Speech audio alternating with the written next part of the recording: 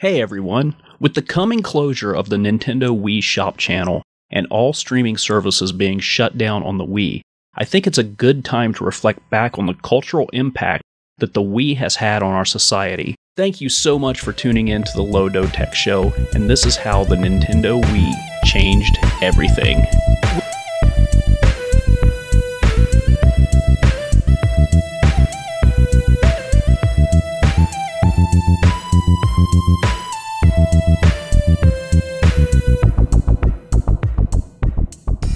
When the Wii was released in late 2006, it was the hot holiday item to have that year. It sold out quick, and Nintendo didn't have the stock to keep up with the demand. But when the stock was filled, well, you know that saying, it's selling like hotcakes? Let me just say that I wish I could invent a hotcake that sells like the Wii did in 2007. I'd be rich. In 2007, the Wii was outselling PS3 and Xbox 360 combined. It was a console that the kids wanted for Kirby and Aunt Edna wanted for bowling. You could even use it as a personal trainer, and you could do some skateboarding, fencing, all that crazy stuff. Not to mention, you could download classic games on the fly from the Wii Shop. Games not only for the classic Nintendo systems, but it was able to perform emulation for a slew of other classic systems as well, and it was damn good at it. All of this from a console with no HDMI port. No HDMI port? Come on, Nintendo, come on. With the Wii, you could also do this. And this.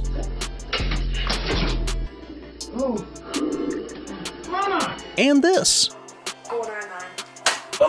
The Wii had all of this amazing versatility, and that was before you factored in hacking and Homebrew. Over its entire run, the Wii sold about 106 million units. By comparison, the Xbox 360 and PS3 each sold around 84 million units. But here's the thing, the Xbox and the PS3 sold all of those units with a steady rise in sales over the course of their marketing lives. And the Wii had an extreme burst of sales in the beginning and then dropped off pretty quickly. So it really seemed like it was just a fad, and a fad that had run its course.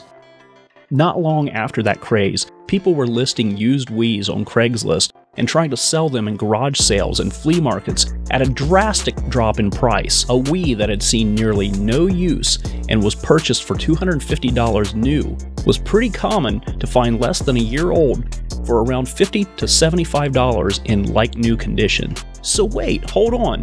How can a fad that most people lost interest in have such a huge and lasting cultural impact? Well, do you remember video rental? When you would make a trip to an actual Blockbuster store to pick out a few DVDs to watch for movie night once or maybe twice a week?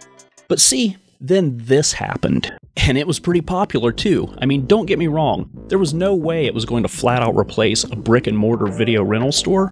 The general masses were not interested in Netflix by post. But I myself did use the service, and I knew a handful of others who were okay with the Netflix snail mail system as well. Oh, but then this happened. And then this happened. Netflix streaming, which had been an added value for customers who used the DVD by mail system, was now in the limelight. It took off overnight. No longer did you have to be inconvenienced by sending DVDs through the mail. The entertainment service was just now point and click. Not long after that, Netflix changed their entire business model and offered streaming as a standalone service for a measly $8 a month. Now, I don't want to sell the PS3 and Xbox 360 short. We didn't do this alone.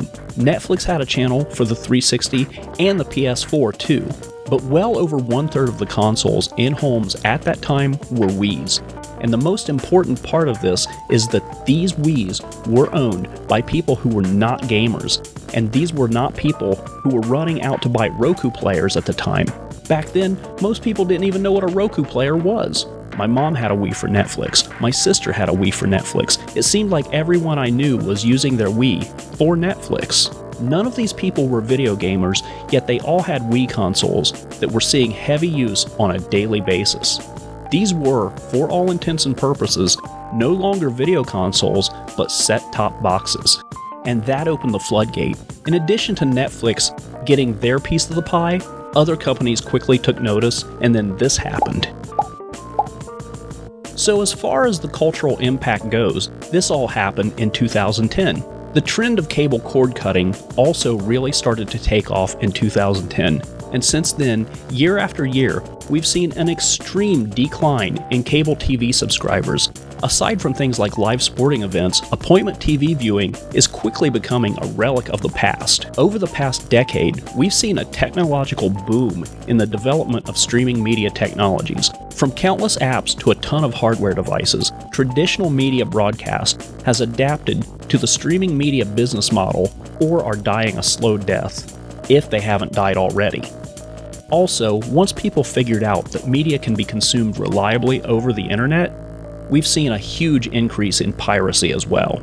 I think a large part of this domino effect can be directly traced back to the gaming consoles of a decade ago, and the Wii was that little console that broke the boundaries of the gamer audience. So what does this have to do with LoDo Tech? Well, as of January 30th, 2019, the Wii Shop channel is closing forever. As of January 31st, Nintendo is discontinuing all official streaming services on the Wii. Let's take Homebrew out of the picture and look at this from the perspective of someone who owns a factory Wii. With no ability to get WiiWare from the shop and no video streaming, that's a pretty big chunk of what the Wii can do. Out of the box, you can't even use it as a DVD player, so the potential exists for someone to say, I own no games, no WiiWare. This spare Netflix box in the bedroom is basically useless to me now. So keep your eye out at Flea Markets, Craigslist, Facebook Marketplace, LetGo.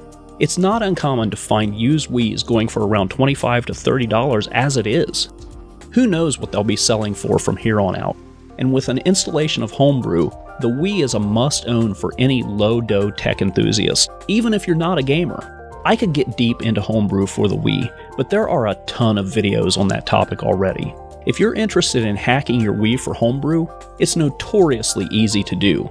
A great place to start is by Googling or searching on YouTube for how-tos on the Wii Homebrew channel, and the letter bomb hack.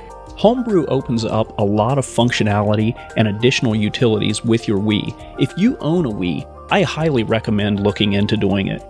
Now, when it comes to using that Homebrew, I'm neither going to condone or condemn piracy. But with the closure of the Wii shop, this will literally be the only way you'll be able to install these games on your Wii. And some of them are Wii exclusives, so you can't play them any other way. If you still want to use your Wii to watch video, through Homebrew, you can hack it to play DVDs. Also through Homebrew, you can install the Wii Media Center. It used to have support for NaviX and YouTube for online streaming. NaviX is dead now. YouTube is no longer working with WiiMC. You can use WiiMC to play supported video files over a network share, or directly off of the USB or SD card. But bear in mind, the Wii can't play anything with a resolution higher than 720, and sometimes even that's a long shot. There is a service called PlayOn that would allow you to serve streaming media like Netflix, Hulu, and other streaming services to a Wii from a computer on your network, but it had to be accessed through the Wii's web browser. It was always a less than desirable experience back in the day, and now using the Wii web browser is absolutely abysmal. Okay, so with all of this being said, I am not the authority on video game history or marketing.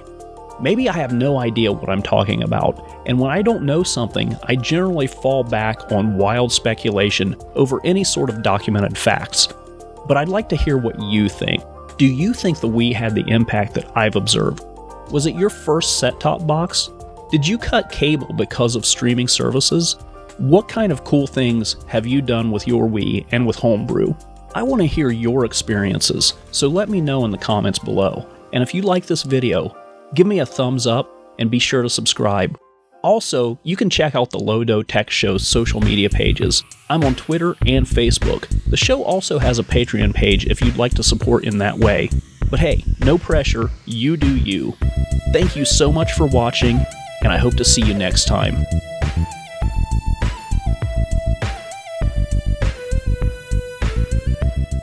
Oh, and one more thing.